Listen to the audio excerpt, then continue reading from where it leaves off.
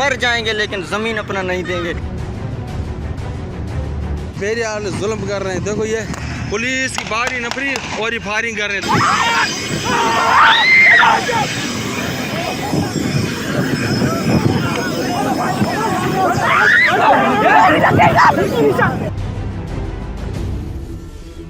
कराची जे बहरिया town जी इंतजामिया भरपासे जे ॻोठाणनि लाइ राकास बणिजी वई। गुज़िरियल 2 ॾींहनि खां गड़ाप ऐं काठोड़ जे मुख़्तलिफ़ क़दीम ॻोठनि खे मेसारण लाइ कार्रवायूं तेज़ करे छॾियूं। इंतजामिया गार्डन ऐं पुलिस जी मदद सां नूर मोहम्मद गबोल ॻोठ, अब्दुल्ला गबोल ॻोठ समेत 6 ॻोठनि जे सर्वे ज़मीन ऐं फलाही ज़मीनुनि ते ज़बरदस्ती कब्ज़ो करण लाइ चढ़ायूं शुरू करे छॾियूं। बहरिया टाउन जी कहरी कार्रवाईनि ख़िलाफ़ एहतजाज कंदे सवे ॻोठाणा औरतूं ऐं मर्द घरनि खां ॿाहिरि निकिरी आया, जिन पंहिंजा अझा बचाइण लाइ सख़्त मुज़ाहिमत कई ऐं ॻोठाणा बुलडोज़रनि अॻियां अची विया, जिते पुलिस ऐं बहरिया टाउन जे सिक्योरिटी गार्डन पारां ॻोठाणनि ते हवाई फायरिंग पिण कई वई ऐं ॻोठाणनि ते सिक्योरिटी गार्डन ऐं पुलिस पारां तशद्दुद करण सबबि हिकु औरत ऐं 5 ॻोठाणा औरंगज़ेब जोखियो, ज़ीशान जोखियो, बासित जोखियो, मुनर जोखियो ऐं सुल्तान जोखियो सख़्त ज़ख्मी थी पिया। मेरे यार जुल्म कर रहे हैं, देखो ये पुलिस की बारी नफरी और ये फायरिंग कर रहे हैं, देखो सर। मुतासिर ॻोठनि जे रवासिन हाजी उमीद अली गबोल, हाजी अमीरुद्दीन गबोल, सुल्तान गबोल, मुनवर जोखियो ऐं ॿियनि साफ़िन खे ॿुधायो त बहरिया टाउन इंतजामिया गडाप जे मुख़्तलिफ़ ॻोठनि ॾांहुं अचण लाइ ॻोठाणनि जा लंघ बंदि करे छॾिया आहिनि, जेकरे ॻोठाणा सख़्त परेशान खे मुंहुं ॾेई रहिया आहिनि। ॻोठाणनि जी रस्ता रोक सबबि मुख़्तलिफ़ ॻोठनि जा माण्हू गडाप ऐं काठोड़ ताईं नथा वञी सघनि। हुन चयो त ॻोठाणनि खे मजबूर कयो पियो वञे त जीअं हू पंहिंजूं ज़मीनूं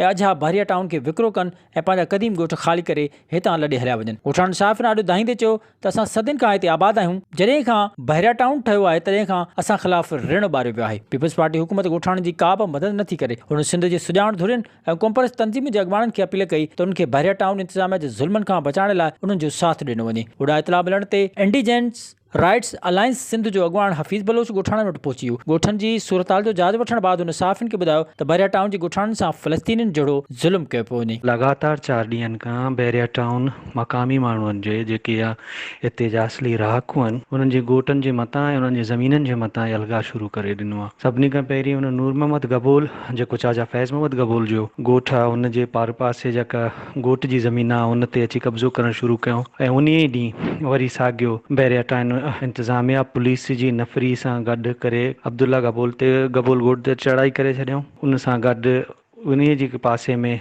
कमाल ख़ान जोके जे सर्वी ज़मीननि उन्हनि ते बि कब्ज़ो करण जी कोशिशि कयूं।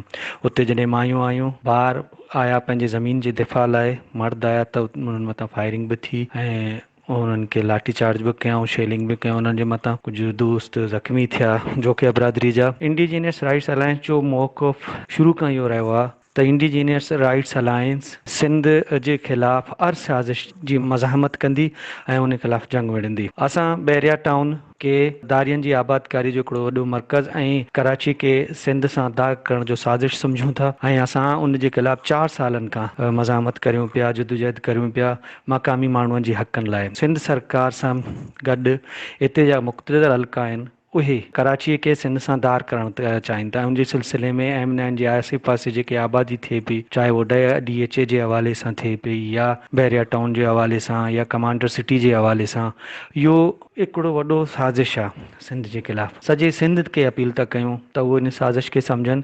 इहो बहरिया टाउन अकेलो न आहे, बहरिया टाउन सां गॾु DHA बि आहे ऐं कराची खां वठी हैदराबाद ताईं, जामशोरो, नूरियाबाद, दाबेजी ताईं ज़मीननि जी बंदरबाट थिए पई।